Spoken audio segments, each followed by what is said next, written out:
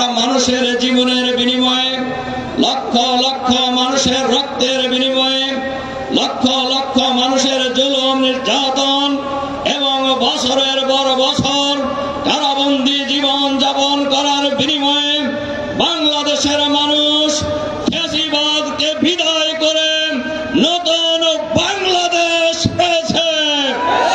সেই নতুন বাংলাদেশের অন্তর্বর্তীকালীন সরকারের প্রধান ডক্টর মোহাম্মদ ইউনূসের নেতৃত্বে অন্তর্বর্তীকালীন সরকার গঠিত হয়েছে।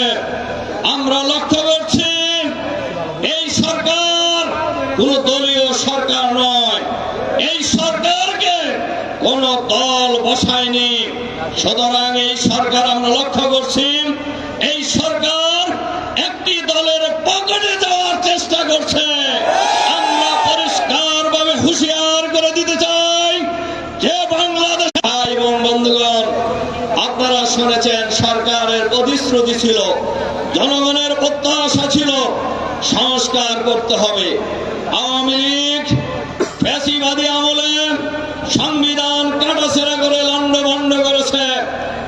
এই বাংলাদেশের রাজনীতিবিদরা, বিশেষ করে একটি দল, তারা বলেছে হাসি করতে হবে।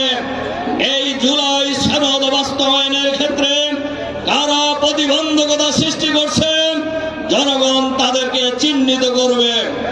আর এই জুলাই সনদ আইনি ভিত্তি দেওয়ার ক্ষেত্রে সরকারের ভিতরে থেকে যারা ডক্টর ইউনূস সাহেবকে কুপরামর্শ দিচ্ছেন, জনগণ অতীতের নয় তাদেরকে আগামী দিনে চিহ্নিত করবে।